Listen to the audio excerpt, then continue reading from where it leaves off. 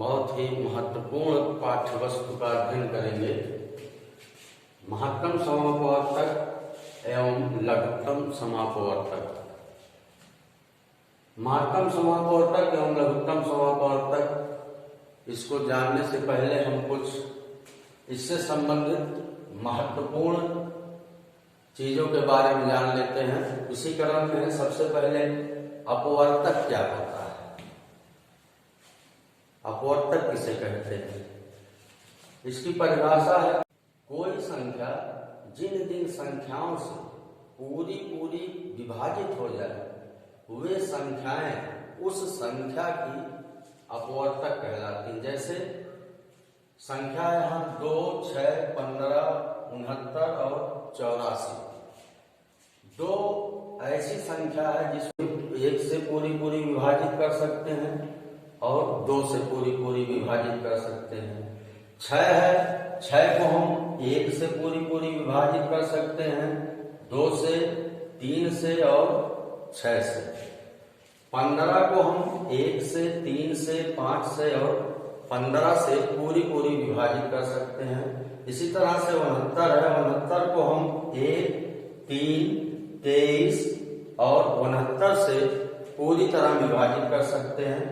इसी तरह से 84 है, 84 को हम 1, 2, 3, 4, 6, 7, 12, 14, 21, 28, 42 और 84 से हम 84 को पूरी तरह विभाजित कर सकते हैं। तो इन संख्याओं के ये जो संख्याएं हैं इनको पूरी विभाजित कर रही है, ये अपवर्तक कहलाती है। 2 के अपवर्तक 1, 2 हुए, 6 के अपवर्तक 1, 2, 3 और 6 हुए। इसी तरह से 15, 69 और 84 के ये अपवर्तक होते हैं, इनको हम अपवर्तक कहते हैं। इसी क्रम में आइए अगली परिभाषा दे। अगली परिभाषा है अपवर्त। अपवर्त या गुणज। अपवर्त या गुणज किसे कहते हैं? किसी संख्या में प्राकृतिक संख्याओं जैसे 1, 2, 3, 4, 5, 6, 7, 8, 9, 10 इस तरह से प्राकृतिक संख्याएं क्रम से बढ़ती चली जाती हैं। प्राकृतिक संख्याओं से जब हम गुणा करने पर उस संख्या के विभिन्न अपवर्त या गुणज प्राप्त होते हैं। किसी भी संख्या में जब हम प्राकृतिक संख्याओं 1, 2, 3, 4, 5, 6, 7 आदि से गुणा करते हैं तब हमें उस संख्या के विभिन्न अपवर्त या गुणज प्राप्त होते हैं। जैसे कि उदाहरण स्वरूप 3 का जब हम प्राकृतिक संख्याओं में 1 से गुणा करेंगे तो हमको 3, 2 से करेंगे 6, 3 से करेंगे 9, 4 से करेंगे 12, 5 से करेंगे 15। इस तरह से ये क्रम बढ़ता चला जाता है। 3 के ये सारी संख्याएं अपवर्त होती हैं। इसी तरह से 5 के अपवर्त क्रम से 5, 10, 15, 20, 25, 30, 35, 40 इस तरह से 5 के अपवर्त होते हैं। इसी तरह से 7 के ये अपवर्त हैं। 7 के अपवर्त 7, 14, 21, 28 इस तरह से 7 के अपवर्त। 10 के अपवर्त 10, 20, 30, 40, 50, 60 इस तरह से ये संख्याएं जो हैं इस संख्या के ये अपवर्त विभिन्न अपवर्त है। अपवर्त के बाद हम अब देखेंगे कि अभाज्य संख्याएं क्या होती हैं और भाज्य संख्याएं क्या होती हैं। अभाज्य संख्याएं ऐसी संख्याएं जो केवल एक और स्वयं से पूरी विभाजित होती हैं, अन्य किसी संख्या से वो विभाजित नहीं होती हैं। ऐसी संख्याएं अभाज्य संख्याएं कहते हैं। जैसे 2, 3, 5, 7, 11, 13 इत्यादि। इस तरह से 2 ऐसी संख्या है जिसको हम 1 से अथवा 2 से ही विभाजित कर सकते हैं। इसके अतिरिक्त ये किसी और संख्या से नहीं विभाजित होगी। 3 है, 3 को हम 1 से विभाजित कर सकते हैं अथवा 3 से विभाजित होगी। 5 है, 5 को हम 1 से विभाजित कर सकते हैं या फिर 5 से विभाजित कर सकते हैं। इसी तरह से 7 है, 7 को हम 1 से विभाजित कर सकते हैं अथवा 7 से। 11 है, 11 को हम 1 से विभाजित करेंगे या तो फिर 11 से। इसके अतिरिक्त तो किसी और संख्या से बिल्कुल भी विभाजित नहीं होगी। इसी तरह से 13 है, 13 को हम 1 से विभाजित कर सकते हैं अथवा 13 से। इसके अतिरिक्त तो किसी संख्या से विभाजित नहीं होगी। तो ऐसी संख्याएं जो होती हैं ये अभाज्य संख्याएं कहलाती हैं। एक बार फिर देख लीजिए, अभाज्य संख्याएं ऐसी संख्याएं जो 1 से अथवा स्वयं से विभाजित होती हो, इसके अतिरिक्त अन्य किसी संख्या से वो विभाजित नहीं होती, ऐसी संख्याएं अभाज्य संख्याएं कहलाती हैं। इसके बाद भाज्य संख्याएं। भाज्य संख्याएं कौन सी होती हैं? ऐसी संख्याएं जो 1 और स्वयं से विभाजित होने के साथ अन्य संख्याओं से भी पूरी विभाजित हो जाएं, ऐसी संख्याएं भाज्य संख्याएं कहलाती हैं। जैसे 4 है, 4 को हम 1 और 4 के अतिरिक्त 2 से विभाजित कर सकते हैं। 6 है, 6 को हम 1 और 6 के अतिरिक्त 2 से भी विभाजित कर सकते हैं और 3 से भी विभाजित कर सकते हैं। 8 है, 8 को हम 1 से और 8 से तो विभाजित कर ही सकते हैं, इसके अतिरिक्त 2 से और 4 से भी विभाजित कर सकते हैं। इसी तरह से 10 है, 10 को हम 1 और 10 के अतिरिक्त 2 से और 5 से भी विभाजित कर सकते हैं। 15 है, 15 को हम 1 और 15 के अतिरिक्त 3 से 5 से भी विभाजित कर सकते हैं। इस तरह से ये संख्याएं भाज्य संख्याएं कहलाती हैं जो स्वयं 1 और स्वयं के अतिरिक्त अन्य संख्याओं से भी पूरी विभाजित हो जाती हैं, वे संख्याएं भाज्य संख्याएं कहलाती हैं। अब आइए देखते हैं महत्तम समापवर्त किसे कहते हैं। इसकी परिभाषा क्या है? 2 या अधिक दी हुई संख्याओं के अपवर्तकों में सबसे बड़ा अपवर्तक महत्तम समापवर्तक कहलाता है। 2 या 2 से अधिक दी हुई संख्याओं के जो अपवर्तक होते हैं, उन अपवर्तकों में जो सबसे बड़ा अपवर्तक होगा उसी को हम उन संख्याओं का महत्तम समापवर्तक कहेंगे। इसको अंग्रेजी में हम लिखते हैं हाईएस्ट कॉमन फैक्टर, संक्षेप में कहते हैं HCF। हिंदी में इसको संक्षेप में हम लिखते हैं मासा। एक उदाहरण से समझते हैं, जैसे 12 और 18 ये 2 संख्याएं हैं, इनके जो समापवर्तक हैं 1, 2, 3, 4, 6 और 12। 18 के समापवर्तक हैं 1, 2, 3, 6, 9 और 18। अब इन दोनों समापवर्तकों में हम देखते हैं जो सबसे बड़ा समापवर्तक है, जो 18 में भी है और 12 में भी है, वह है 6।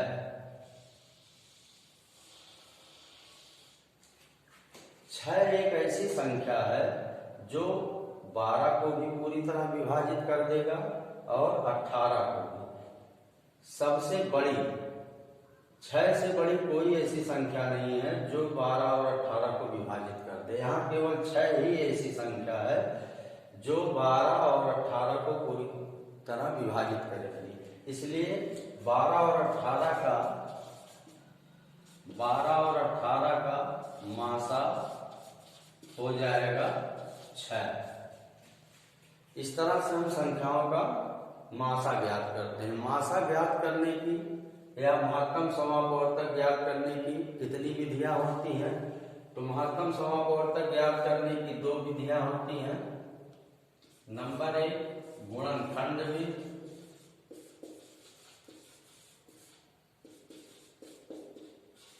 और नंबर 2 भाग विधि। ये 2 विधियां हैं जिनसे हम महत्तम समापवर्तक ज्ञात करते हैं, गुणनखंड विधि और नंबर 2 है भाग विधि। तो दोनों विधियों विधियों का हम साथ साथ अध्ययन करेंगे। कुछ उदाहरणों से हम अब महत्तम समापवर्तक को समझने का प्रयास करेंगे और हम दोनों विधियों से महत्तम समापवर्तक या मासा निकालेंगे। संख्या दी है 48, 64 और 72।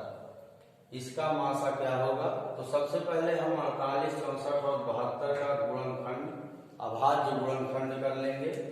जैसे 48 का हो जाएगा 2 दूना 4, 2 चौका 8, 2 एकम 2, 2 दूना 4, 2 छक 12, 2 तीन 6, 3 एकम 3। हो जाएगा 2 गुणे 2 गुणे 2 गुणे 2 गुणे 3। इसी तरह से हम 64 का भी, जैसे 48 का हमने किया है, 64 का भी अभाज्य गुणनखंड कर लेंगे। तो हो जाएगा 2 दूना 4 दूना 8 दूना 16 दूना 32 दूना 64। इसी तरह से 72 का भी हम 2 दूना 4 दूना 8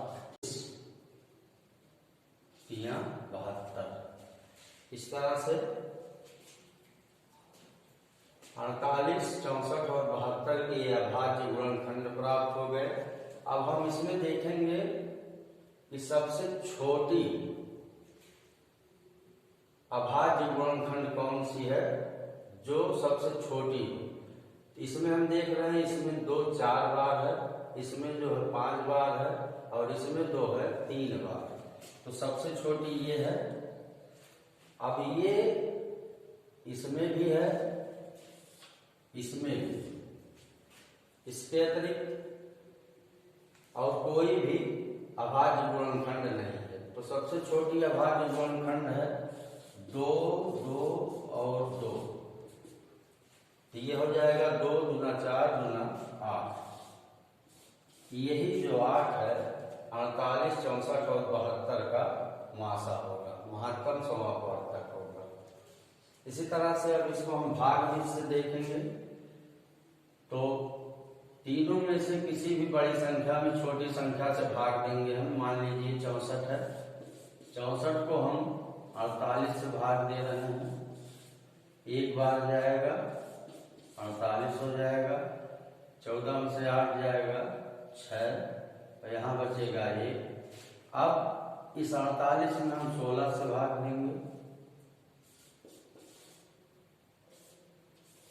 16 दूना 48। ये पूरी पूरी विभाजित हो गई। से हम 72 में भाग देंगे।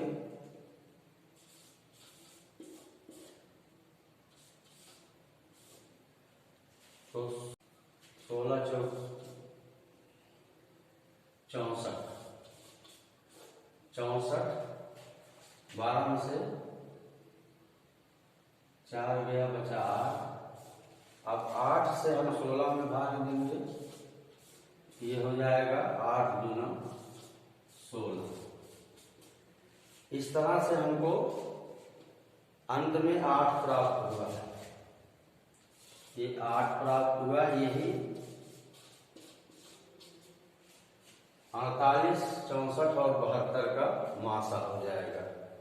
तो ये रहा भाग विधि और ये रहा गुणनखंड विधि। इस तरह से हम गुणनखंड विधि और भाग विधि द्वारा संख्याओं का महत्तम समापवर्तक ज्ञात। लघुत्तम समापवर्तक किसको कहते हैं? 2 या 2 से अधिक दी हुई संख्याओं के सबसे छोटे अपवर्त को दी हुई संख्याओं का लघुत्तम समापवर्तक कहते हैं।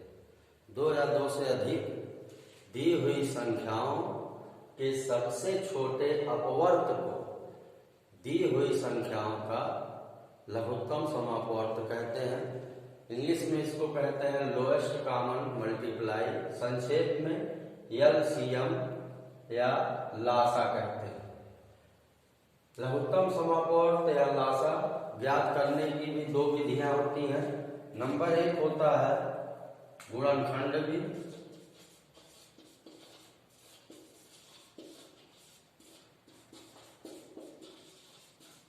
और नंबर 2 होता है भाग विधि।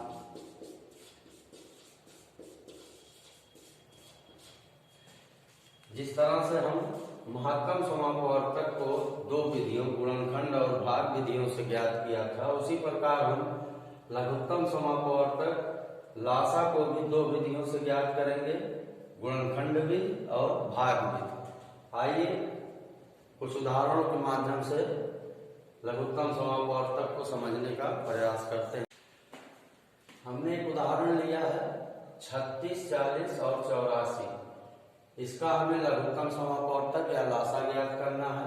ये गुणनखंड विधि है और यहाँ पर हम भाग विधि से हल करेंगे। ये हो जाएगी गुणनखंड विधि और ये हो जाएगी भाग विधि। दोनों विधियों का हम एक साथ अध्ययन करेंगे। तो 36 का जब हम गुणनखंड करेंगे तो ये हो जाएगा 2, 2, 3 और 3। 2 दूना 4, 4 तिया 12, 12 तिया 36। इसी तरह से 40 का जब हम गुणनखंड करेंगे तो 2 दूना 4, दूना 8 और 25 40। इसी तरह 84 का 2, 2, 3 और 7। ये इसके गुणनखंड हो गए। अब हम इसमें देखेंगे कि सबसे बड़ा गुणनखंड कौन सा है, उसको हम अलग उतार लेंगे। इसमें हम देख रहे हैं कि सबसे बड़ा गुणनखंड हमारा 2 का ये है, तो इसको हम उतार लेंगे। 2, 2 और 2। इसके बाद अब फिर देखेंगे इसके बाद कौन सा है गुणनखंड। इसके बाद यहाँ पे 3 है सबसे बड़ा गुणनखंड, उसको हम उतार लेंगे। 3 गुणे 3। 3 के बाद हमारा ये 5 है, इसको हम उतार लेंगे। और फिर इसके बाद हमारा यहाँ 7, इसको हम उतार लेंगे। इनको जब हम आपस में गुणा करेंगे तो हमारा आ जाएगा 2520। यही हमारा उत्तर है।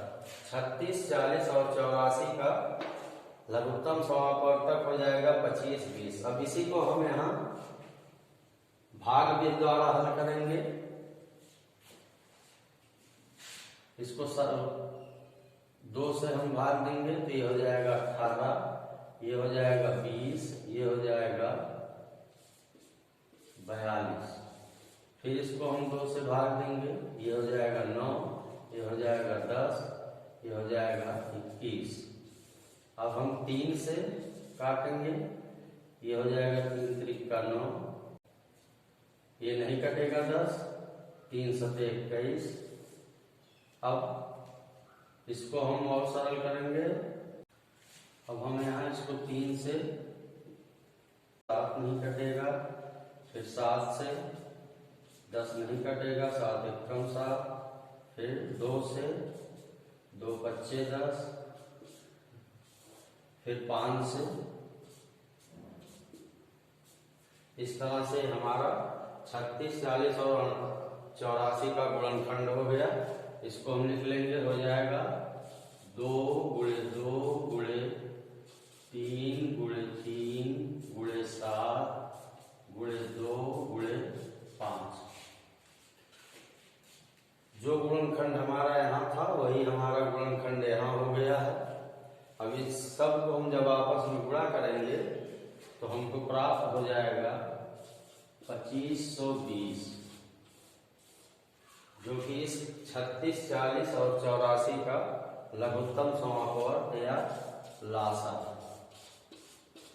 इस तरह से हम भाग गुणनखंड विधि और भाग विधि द्वारा लघुत्तम समापवर्तक ज्ञात करते हैं।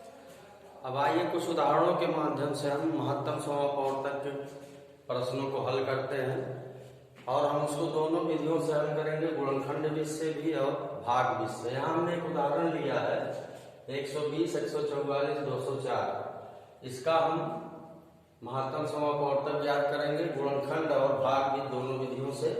तो सर्वप्रथम 120 का हम गुणनखंड करेंगे तो इस तरह से हमको 2 गुणे 2 गुणे 2 गुणे 3 गुणे 5।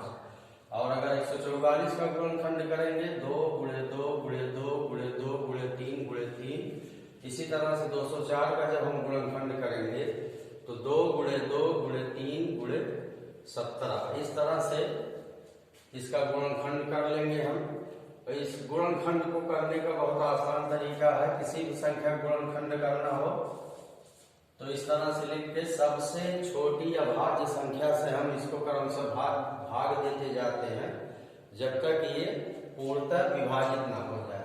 जैसे 120 का हमें गुणनखंड करना है तो सबसे अभाज्य संख्या छोटी अभाज्य संख्या 2 है। 2 से हम इसको विभाजित करेंगे तो ये हो जाएगा 60, फिर 2 से करेंगे ये हो जाएगा 30, फिर 2 से करेंगे ये हो जाएगा 15, फिर ये 3 से कटेगा ये हो जाएगा 5, फिर इसको हम 5 से विभाजित करेंगे तो ये हो जाएगा 120 पूरी तरह से विभाजित हो गई। तो इस तरह से ये 2, 2, 2, 3 और 5 ये 120 का गुणनखंड हो गया।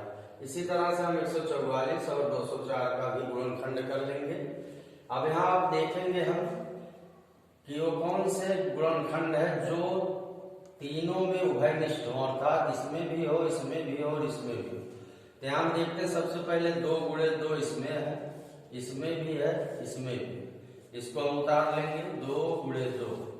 इसी तरह से एक दूसरा हम देख रहे हैं एक गुणनखंड 3 यहाँ भी है, यहाँ भी है और यहाँ भी। तो इस 3 को भी हम उतार लेंगे।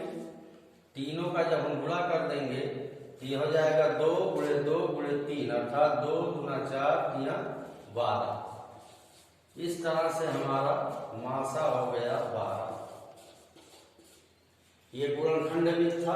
गुणनखंड भी से हमने बहुत ही सरलता से 120, 144, 204 का मासा ज्ञात कर लिया जो कि हमारा आया है 12। इसी तरह से हम भाग विधि से भी इसको हल करेंगे। भाग विधि से हल करने के लिए किसी भी बड़ी संख्या में हम छोटी संख्या से भाग करेंगे। मान लिया हमने ले लिया 144। 144 को हम भाग करेंगे 120 से, ये एक बार जाएगा, यहां बचेगा 24। अब हम 24 से गुना 120 को विभाजित करेंगे। अब हम 24 से 120 को जब विभाजित करेंगे तो ये जाएगा 5 बार, 4 पच्चे 20, 2 पच्चे 10, 2 12। इस तरह से पूर्णतः विभाजित हो गया। अब हम 24 से 204 में भाग करेंगे। 204 भागे 24, ये 8 बार ले जाए।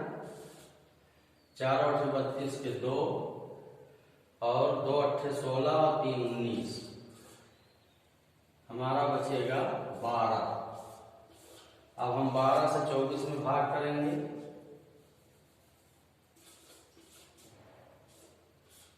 12 भागे 24, 12 दूना 24। इस तरह से हमको अभीष्ट महत्तम समापवर्तक 12 प्राप्त हुआ। 12 एक ऐसी बड़ी से बड़ी संख्या है जो 120, 144 और 204 को पूर्णतः विभाजित कर देगी। इसका हम जांच कर ले। अगर देखते हैं हम इसको 12 से विभाजित करें तो 12 एकम 12, 12 शून्य शून्य विभाजित हो गया। इसको 12 से विभाजित करें 12 एकम 12, 12 दूना 24, ये विभाजित हो गया। इसको हम 12 से विभाजित करें 12 एकम 12, 8 20 और 4 84, 12 सते 84। इस तरह से तीनों संख्याएं जो है पूरी तरह से 12 से विभाजित हो रही है। हम कह सकते हैं कि 12 वह बड़ी से बड़ी संख्या है जो 120, 144 और 204 को पूर्णतः विभाजित कर देती है। इस तरह से ये महत्तम समापवर्तक का सवाल हमने गुणनखंड और भाग भी दोनों विधियों से हल कर दिया है। 56, 70, 84 का लासा ज्ञात करो। तो सर्वप्रथम हम 56, 70 और 84 का गुणनखंड कर लेंगे। गुणनखंड करने का मैंने बहुत आसान तरीका बताया है। किसी भी संख्या गुणनखंड करना हो तो इसको सबसे छोटी अभाज्य संख्या से हम भाग करते हैं।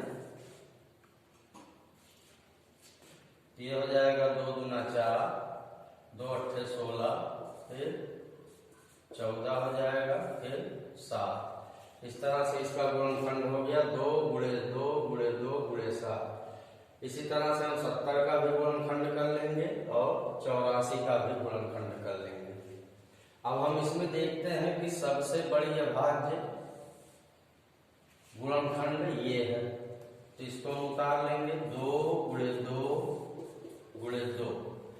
इसके बाद हम देखते हैं 3 है, 3 उतार लिया हमने। फिर इसमें 5 को उतार लिया हमने और 7 इसको भी हमने उतार लिया। इस तरह से अब हम इन सब का आपस में गुणा कर लेंगे। गुणा करने के बाद जो हमको संख्या प्राप्त होगी वही हमारा 56, 70 और 84 का लासा होगा, लघुत्तम समापवर्तक होगा। तो इसको गुणा करेंगे 2 दूना 4 दूना 8, 8 तिरिक 24, 24 बच्चे हो जाएगा 5 चौक 20, 5 दूना 10 2 12 120। अब इसको 7 से गुणा करेंगे तो 12 सते 84 और ये 0, 840 हमारा प्राप्त होगा। इस तरह से हमको 840 प्राप्त होगा। यही 840 हमारा 56, 70 और 84 का लासा हो जाएगा, लघुत्तम समापवर्तक। ये 840 एक ऐसी संख्या है जो 56 से भी पूरी तरह विभाजित हो जाएगी, 70 से भी और 84 से भी। अब इसी को हम भाग 20 से हल करेंगे। तो भाग 20 से हल करने के लिए 56, 70, 84 इस तरह से हम भाग देंगे इसमें। तो सबसे छोटी संख्या भाग देंगे अभाज्य संख्या से, तो 2 से हो जाएगा। ये कटेगा तो आएगा 2 दूना 4 2 8 16, ये कटेगा तो आएगा 35, ये कटेगा तो ये आएगा 2 चौक 8 2 दूना 4 42। इसी तरह पुनः 2 से विभाजित करेंगे, ये हो जाएगा 14, ये नहीं कटेगा, ये हो जाएगा 21। अब इसको हम फिर 2 से विभाजित करेंगे तो ये विभाजित हो जाएगा हमारा 2 सत्ते 14, ये नहीं होगा, फिर 21 भी नहीं होगा। अब 7 से विभाजित हो जाएगा, ये 7 एकम 7, 7 पचे 35, 7 तिरिक 21। अब इसको हम 3 से विभाजित करेंगे, 5 नहीं होगा, 3 एकम 3, 3 हो जाएगा। इससे 5 से विभाजित करेंगे, 5 एकम 5। इस तरह से 56, 70 और 84 का जब हमने विभाजित किया तो हमको प्राप्त हुआ 2 गुणे 2 गुणे 2 गुणे 7 गुणे 3 गुणे 5। इनको जब हम आपस में गुणा करेंगे तो हमको प्राप्त हो जाएगा 840। इस तरह से 840, 56, 70 और 84 का लघुत्तम समापवर्तक हुआ। हमने दोनों विधियों से हल कर दिया है, गुणनखंड विधि और भाग विधि से। इस तरह से हमारा जो है लघुत्तम समापवर्तक दोनों विधियों से आ गया है। अगर लघुत्तम समापवर्तक और महत्तम समापवर्तक को समझने में कहीं भी कोई किसी को परेशानी हुई हो तो मुझे कमेंट करे, मैं उसकी समस्या को दूर करने का प्रयास करूंगा। और अगर आपको वीडियो पसंद आए तो कम से कम इसको लाइक कीजिए, इसको सब्सक्राइब कीजिए। धन्यवाद।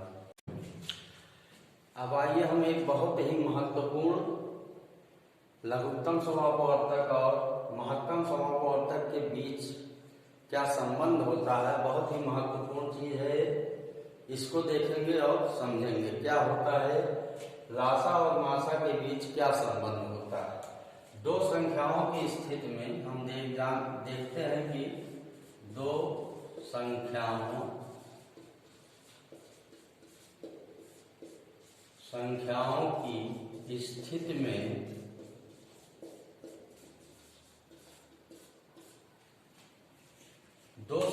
की स्थिति में लासा और मासा के बीच संबंध होता है, ये होता है लासा गुणे मासा बराबर प्रथम संख्या गुणे द्वितीय संख्या।